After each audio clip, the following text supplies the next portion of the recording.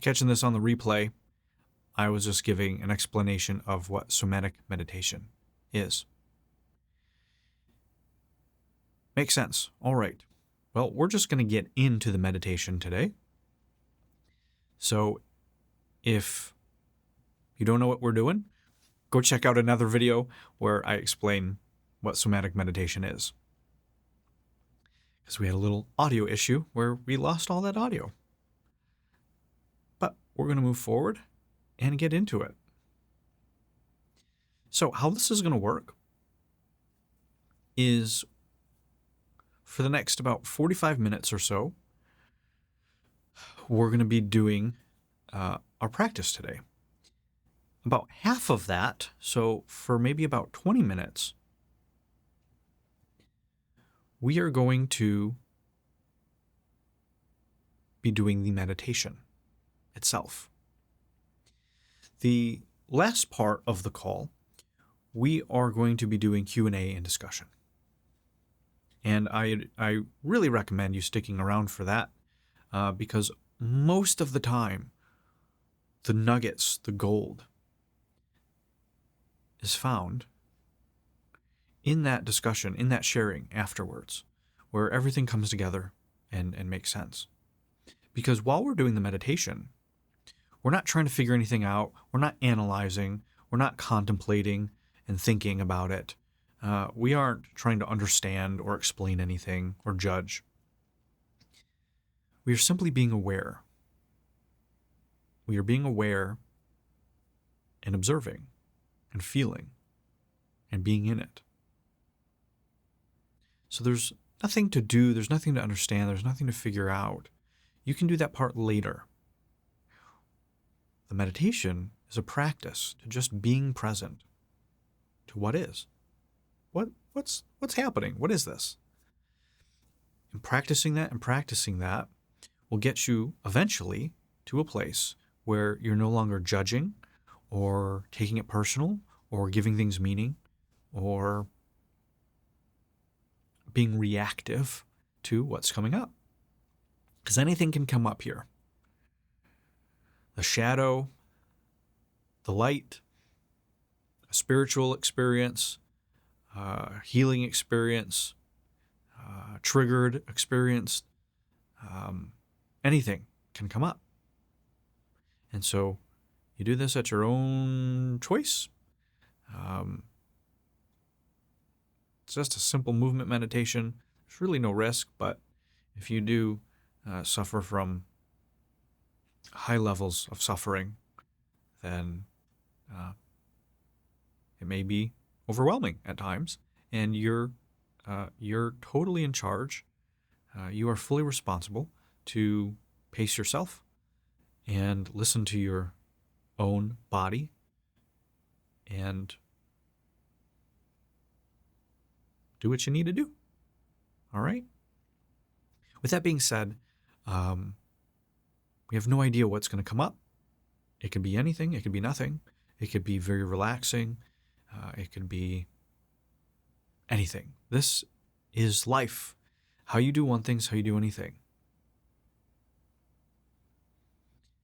We must be okay with that. We must be okay that anything can happen, that we cannot control this experience.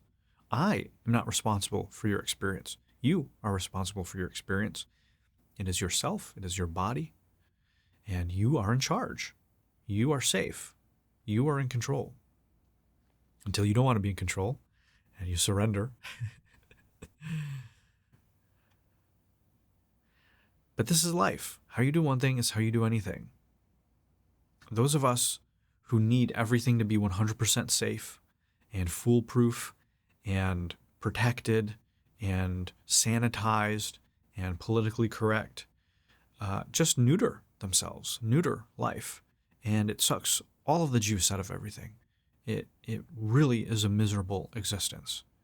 Safer, perhaps, sure, but undoubtedly more miserable. When we try to control ourselves, when we try to control the environment, when we try to force the environment to be exactly how we want it to be in order to function, it's not very functional.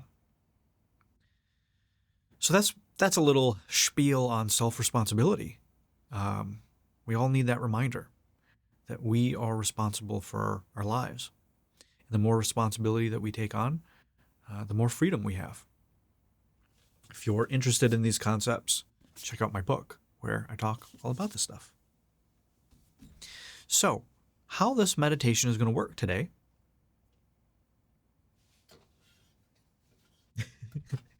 My drawer slowly slides open. Is we are going to start with a 3 breath intro. In through the nose, hold out through the mouth. We're going to do our meditation. We are going to close with the same thing, 3 breaths. And then we'll move into our Q&A.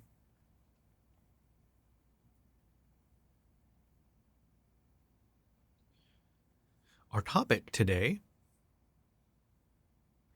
is in curiosity and exploration. And you will want to be able to stand up for this one. Again, you don't have to. You can adapt this to yourself. But you will get the most from this by standing up, being able to move around your space. So adjust your phones, your laptops, your pads, tablets, whatever you got, to be hands-free. You're not going to have to see me. If you just can listen and hear me, that will be enough. All right, so I'll give you a minute to get that sorted.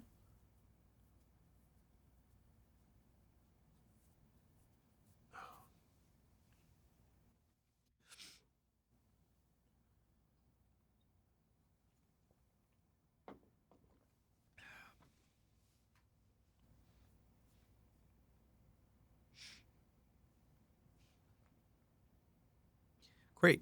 All right. Here we go. 3 breaths. In through the nose, hold out through the mouth.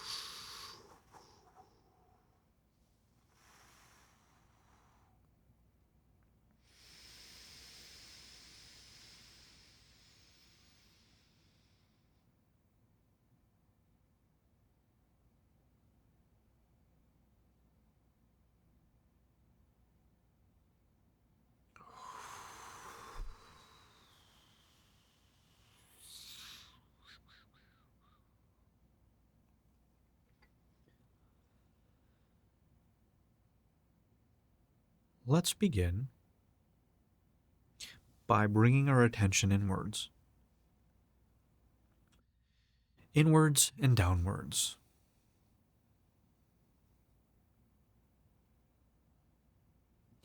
You can start from the head and just give a little rock, give a little movement to the head. Just make your way down. Just sort of wiggle, jiggle, disco, down your body, over your shoulders. You know what your body is. Just go down through your whole body, all the way down to your feet. See if you can just isolate and wiggle, move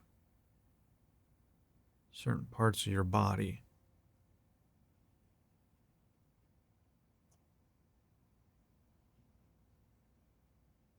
Can't do my ears.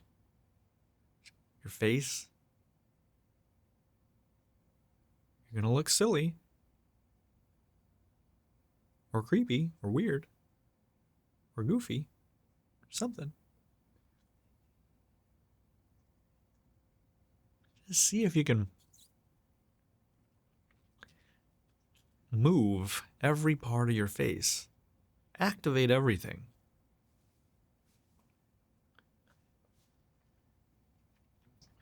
You don't want any little muscle to have gone unmoved. Move your tongue around.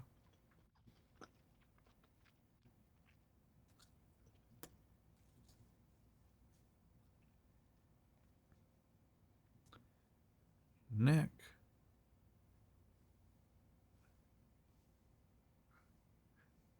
So, folks, this is not how you're going to want to walk through the street. But what we're doing here is just plugging in, feeling, moving, activating these parts of our body. Shrug your shoulders, your elbows, your arms, your wrists. Give them a good little movement. Wiggle your fingers, your wrist.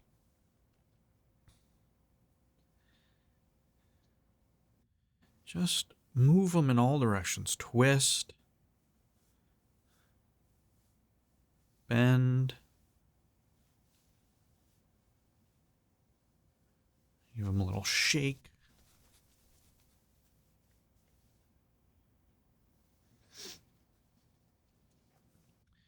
Your shoulder blades, your back, your chest.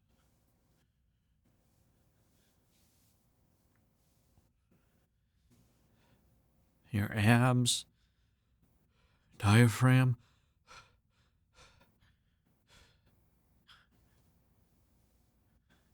Give it a little roll. Kind of do like a wave with your abs, with your belly,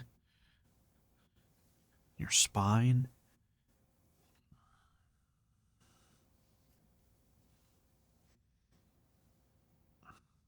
And as you do this, just be aware of any kinks, any dead spots, any blocks, any areas that just feel shut down or you feel disconnected from.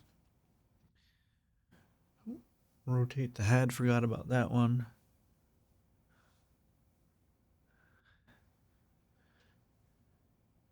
And when you do these things, also notice other parts of your body as you do them. So for me, I have a tendency to tighten, pull up in my pelvic floor. So I realize that. So now I'm going to go back, see if I can do it without that tightening. You're going to feel a difference. And just be aware. Again, no judgments, just awareness.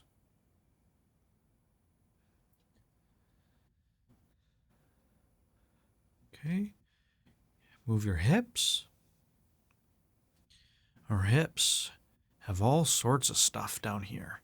Our sensuality, our sexuality, our creativity, our core, our center of gravity, our base, our root chakra area. There's a lot of stuff going on down there. Traumas. A lot of people have sexual traumas. A lot of people have shut down their creativity, their sensuality, their sexuality. It's a very powerful area.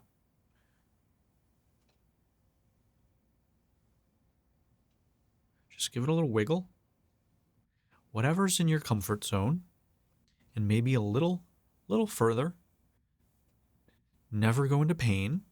You can go into discomfort. That's advised, but never into pain. And you have to know your own body. I don't.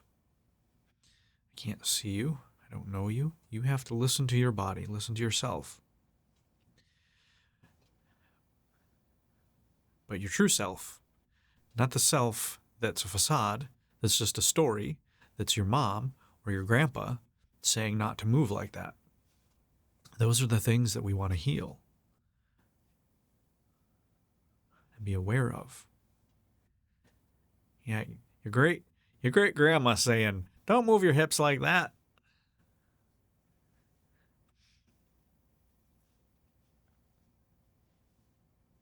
Don't let anybody see your ankles. All right. Bring that down to your glutes. Contract your glutes a little bit. Relax. Down to your thighs. Feel your knees. Wiggle your knees a little bit. Bend. Bend your knees. So that would kind of be a little tiny squat if you're standing. All right. Rotate your ankles. Do not rotate your knees. You can bend them a little bit, but rotate your ankles. Feel your feet, wiggle your toes, scrunch your toes, lift your toes up. Get them into the earth, get them into the ground. Lift your feet. Give your legs and your feet a little shake. Like shake the camera here.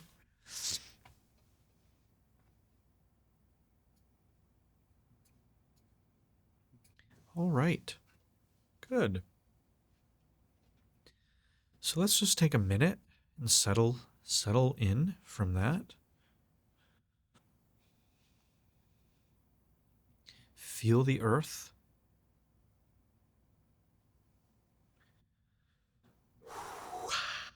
Feel the breath.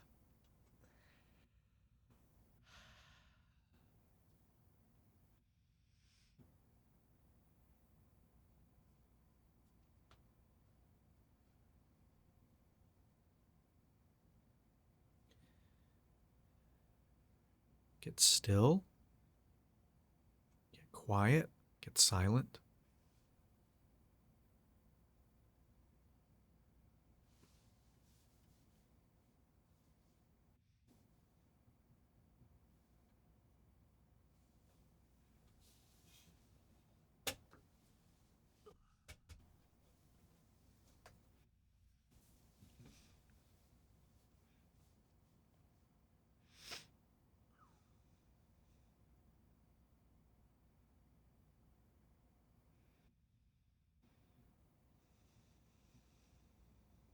Feel the earth supporting you.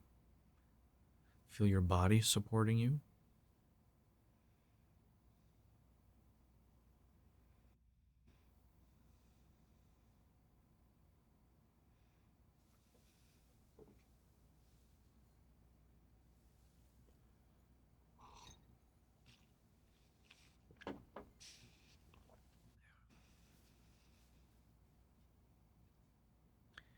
Great. So that was just our warm up. What you're going to do now is you're going to walk around the space, and you're going to do so from an energy of curiosity. So explore the space around you and do it from an energy of curiosity.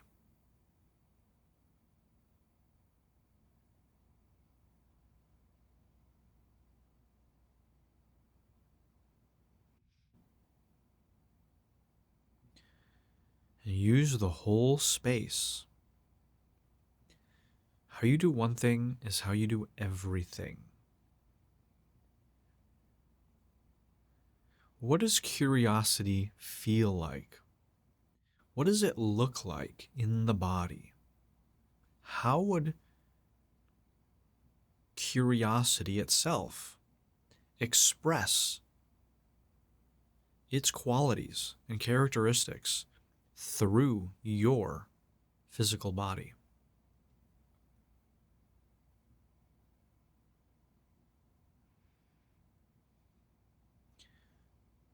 An interesting perspective that I like to take on whether it's true or not, I don't know, but it's a very interesting perspective, is that mythologies and stories and archetypes, emotions, qualities, characteristics, these are the real things. These are the life forms, essentially, thought forms, energy forms. And we are simply conduits. We are simply bodies for these myths and stories and archetypes and energies to move through. We are essentially canvas for these patterns of consciousness to play through. And they'll play through me, they'll play through you, they'll play through our parents, through different cultures, through everybody in different ways.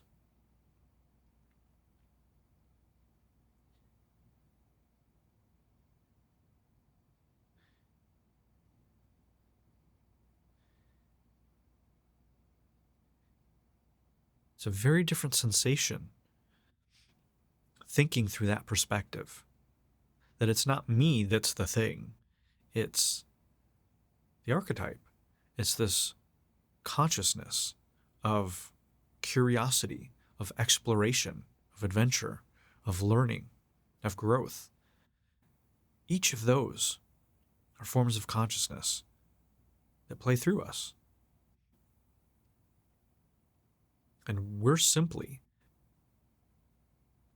the canvas, the vehicle for those to come through. And if we can't let them through, they're going to come through somebody else. Or if we're done playing those things out, they're going to play out through somebody else. This is why you're never going to eliminate anything in the world. These things want to play through us. There will always be suffering. There will always be joy. There will always be grief and love and gratitude and pain and sorrow and sadness. It's not about feeling good. It's about feeling. So what would that feel like? For curiosity, for exploration, to move through you. How could you open yourself more so that curiosity was freely able to express itself through you? You can use the same understanding with any quality you want. You can practice this meditation again with any other quality. Beauty, surrender, joy, playfulness.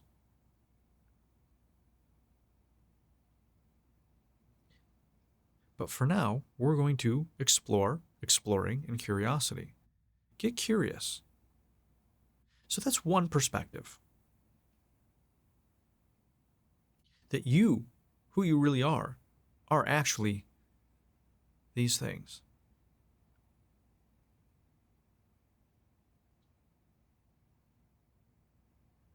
Move through the space. What is it like to be curious?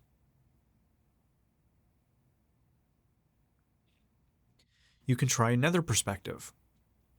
You can try being you as this body and doing curiosity, doing exploration. That's what most people do. What does that feel like in comparison? What is the difference? Rather than having these energies move through you and move your body and breathe life and movement into you through these thought forms, versus you being you and being curious and exploring.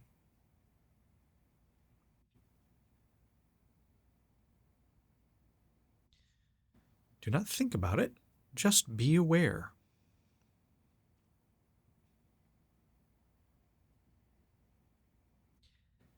How do you respond to the space differently between these two?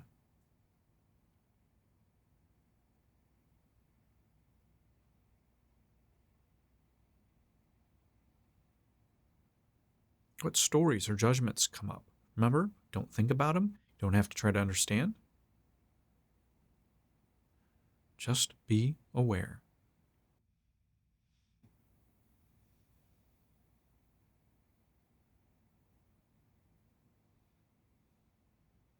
What is your relationship with the space? Are you afraid of the space when you're being curious?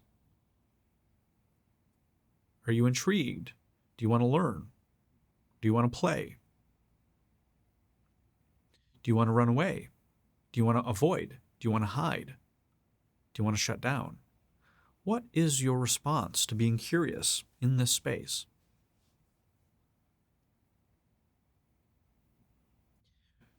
Keep moving. Remember to keep moving.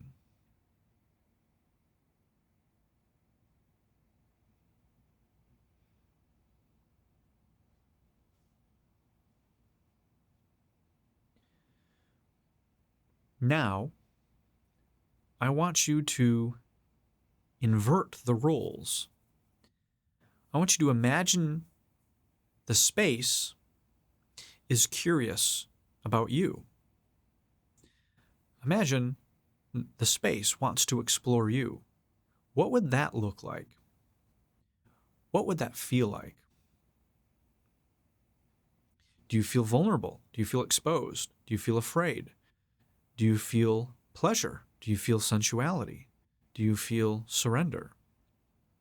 Do you feel playfulness? Are you tickled? Are you in pain?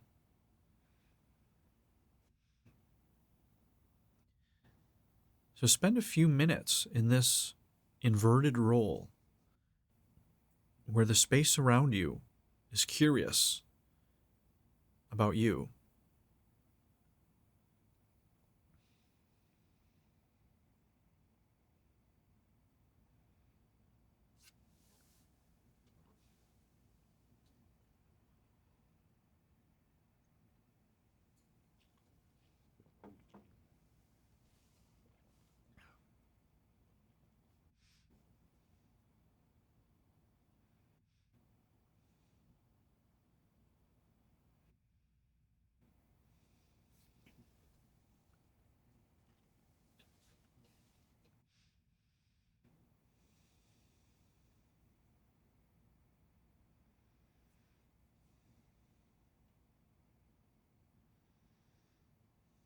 What's different? Does anything feel different?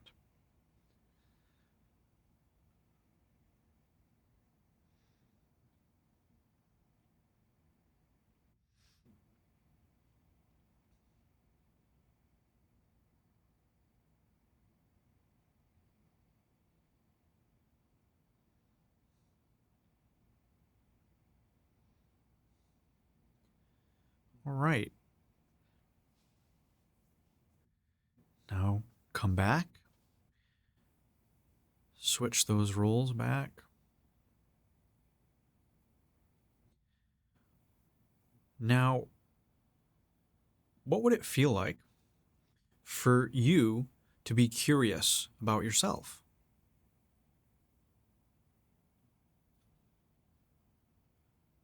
What would exploring yourself and be curious about yourself look like and feel like? Move through the space in that way.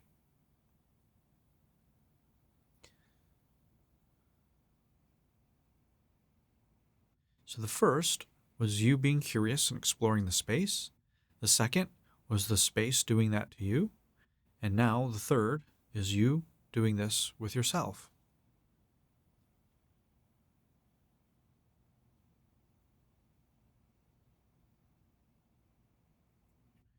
What would that look like and feel like through movement in your body?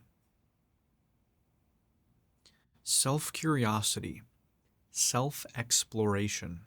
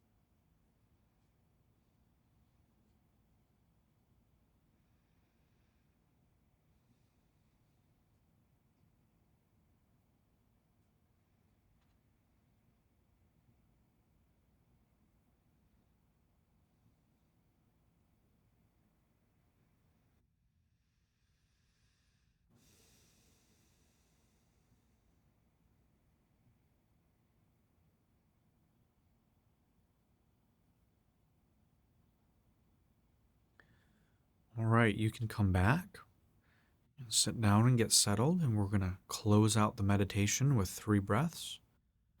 Give you a minute to settle in.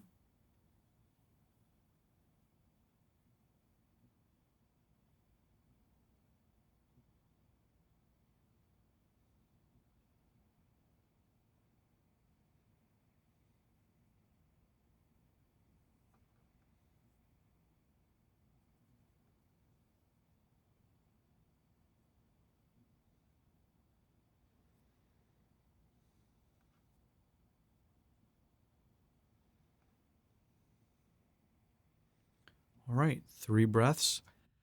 In through the nose, hold, and out through the mouth.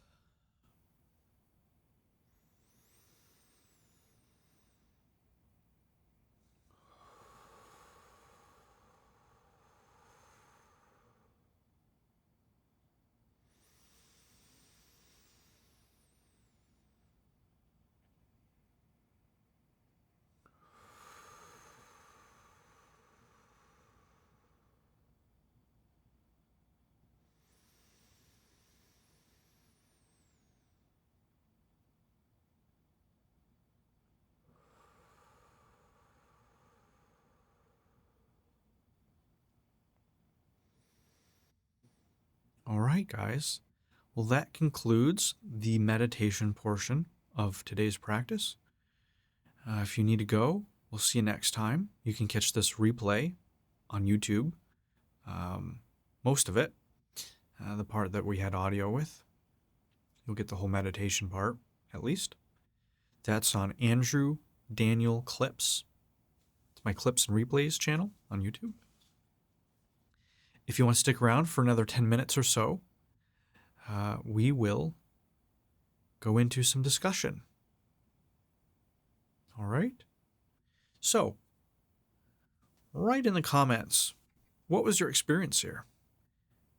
Maybe you had something that happened, or judgments or stories come up in the warm-up, in just the grounding, getting into our body portion. Maybe something came up when you were being curious, exploring the space.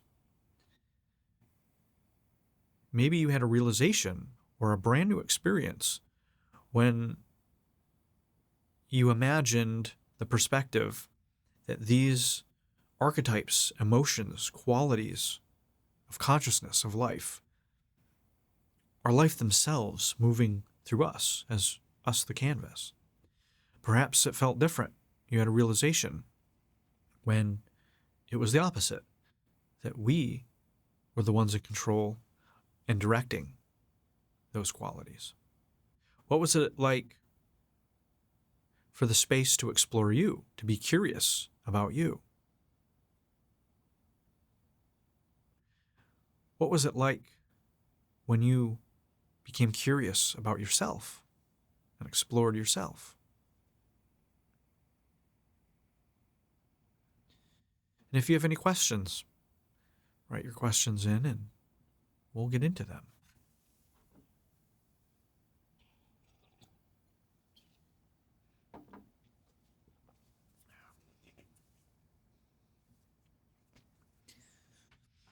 All right, Sky says, the movement felt so natural and good. I felt like I was my child self again. Beautiful.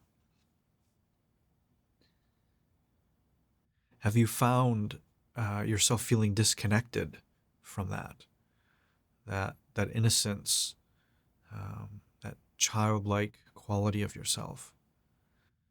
So many of us lose touch with that and become what we think adults are supposed to be.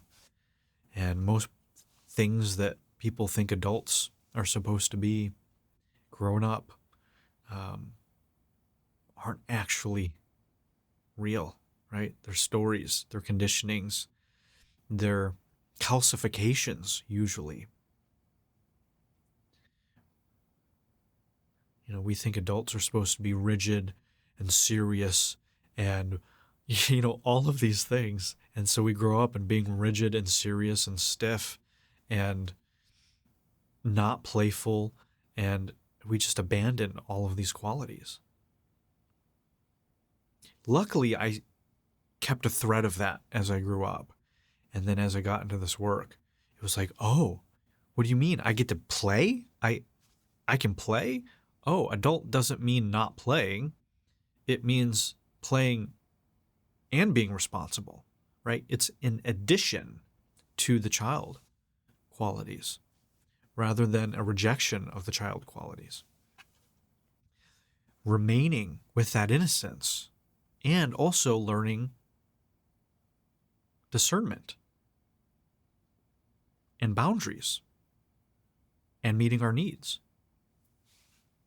It's not staying in naivety and being a victim and at the effect, right? But we have all these weird notions because we look around us as kids and are like, oh, those are grown-ups. They know more than us, more than me. I want to be like them. And then for not everyone, but for a lot of us, those people that we look up to as adults that we want to be like, we have no idea how dysfunctional a lot of them are. And so we model and mirror and get entrained and embody the ways of being of people to fit in. And then it's another part of our journey to learn how to move through those things that, okay, we fit into the culture and society. Now it's time for us to fit back into ourselves, to stop abandoning ourselves, to stop betraying ourselves. Danielle says, I felt my internal judgments to the dusty light in the room. I stopped judging and felt. Then my curiosities led me to all the dead bugs and the spider webs in the wicker light. It made me playful at the notion of death and life. Beautiful. The dusty light in the room. Judgments. That's so interesting. I feel like the exact opposite. When I see beams of light and dust coming up, that is so beautiful to me. It's like you would not be able to see that beam of light without the dust. And there's just something about beams of light, right? Something that like feels shapen to the unshapable.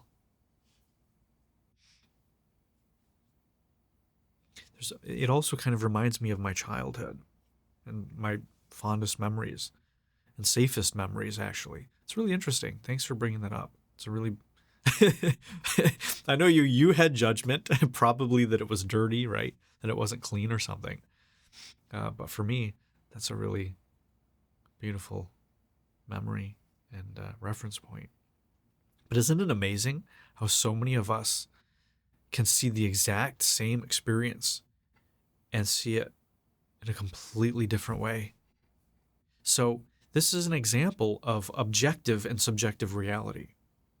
So we are all experiencing life very differently. And there still is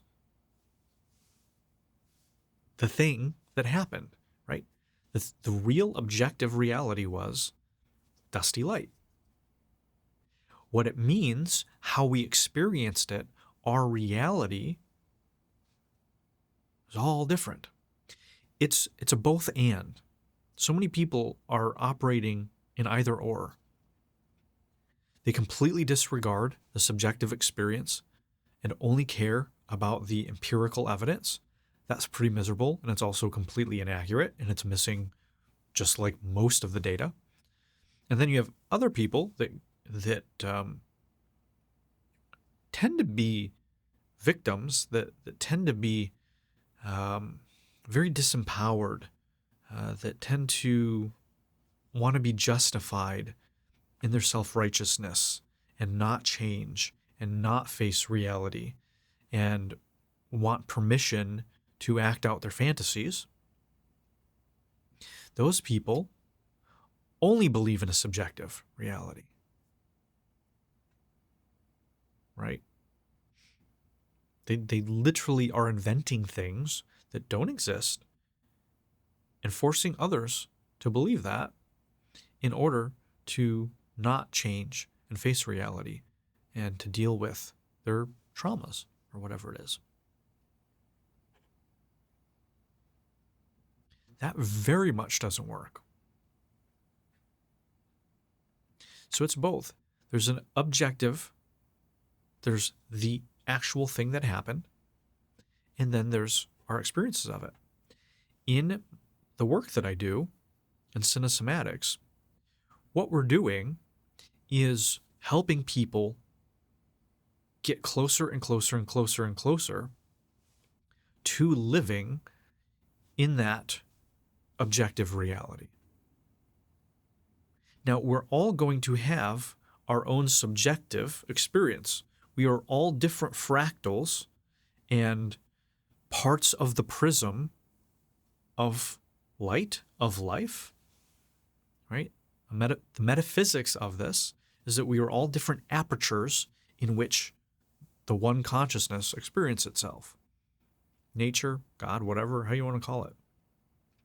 So we're all going to see it and experience it differently. And we want to make sure that what we're seeing and experiencing all differently through our lenses is actually reality, rather than a projection, a distortion, a filter, a trigger, all of these things.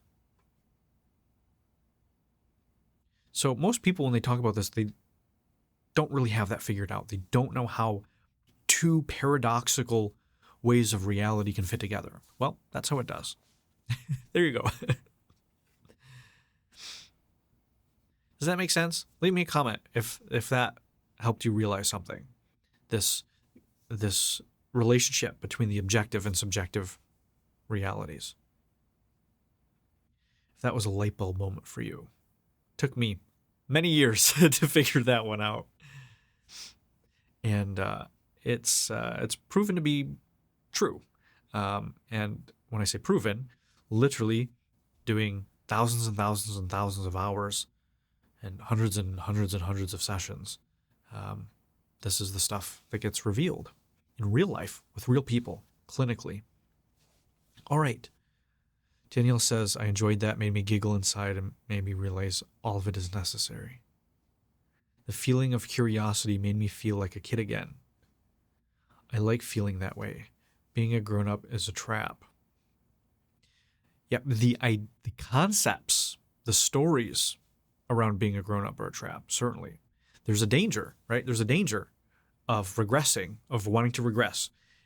In my culture here, I know you're in South Africa.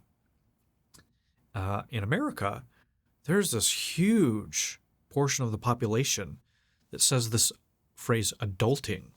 It is the most immature, irresponsible term that's people can say about living life. It's like, oh, I have to make my bed today and eat and provide value to my society and survive. Oh, I can't do this adulting thing.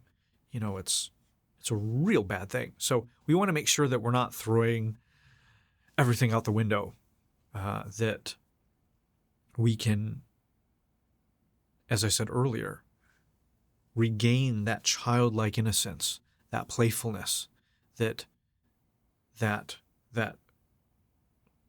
child and adolescent and adult can be integrated, right? I very much strive to take an integrative approach rather than a parts approach.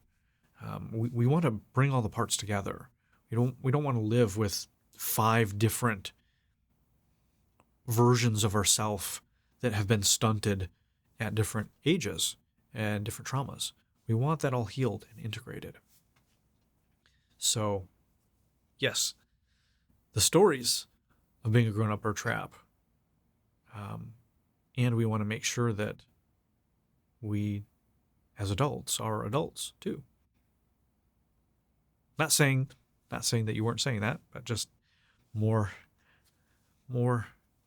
data, more information. Sky says, I was moving around my space. As I was moving around my space, I began clearing my garden. It's something that I've been putting off, and my plants have been in desperate need of pruning and clearing of dead materials. When the time came for the final 3 breaths, I sat and looked at this newly cleared space in front of me. The plants and myself can now breathe. New growth. Amazing. So, what did you learn? How can you take this into your life? So this doesn't just end here. That's a beautiful experience. So for you, your curiosity led to space. Your curiosity created space for you to create space for you and your plants and what you're responsible to. And that new space allowed you to breathe and grow. I guarantee if you apply this and look at other areas of your life and you apply this to explore and get curious in these same areas, you're going to have space and growth in those areas. Sky says, tending to myself, giving myself the attention I need, and allowing my curiosity to guide me towards what I need. 100%, exactly. So this is the really cool part of doing these somatic meditations. As above, so below. As within, so without. As without, so within. As below, so above. How you show up in these somatic meditations mirrors in some way how you show up in your life. And what you learn here and discover through these movements and meditations will directly apply to your life without having to think about it, without having to do talk therapy for 3 years, without having to journal for months. It's all here within you, within your body. So, what a beautiful gift you gave yourself today, Sky. Thank you. This was a beautiful meditation. You're welcome. If you enjoyed this, go to YouTube or my website, andrewdaniel.org, or you just Google Andrew Daniel, or you go to the YouTube and type in Andrew Daniel clips. There's a dozen, at least, somatic meditations that we've done and recorded that are available for free replays online. So if you like this stuff, go check out the other somatic meditations we've done. And tell your friends. There's a lot of popular ones that have helped a lot of people. Things on chronic illnesses and suffering, connecting to the earth, anxiety is a big one, intimacy, relationships, lots of really fun, powerful stuff. All right, guys, no more questions. We'll wrap there. Once again, my name is Andrew Daniel. I am the author of this book, Awaken to Your True Self, Why You're Still Stuck and How to Break Through. If you like the concepts that we talked about here today, go check out the book. I think you'll really like it. It is not for the faint of heart. It can be very confronting, but it has changed over 20,000 people's lives. So go check that out. If you want to get more into this somatic work and do some of the highest level transformational work there is, check out Cine Somatics, CineSomatics.org. And you can learn about where this practice comes from. And be sure to subscribe or follow or whatever it is so you can come and join us for the next one, which will probably be next week. We usually do them every week, sometimes not. But follow me on Insight Timer and you'll know when the next one is. All right, everybody. Have a great weekend. Stay in your body. Feel. And align yourself to the truth. See what that gets you. See you next time.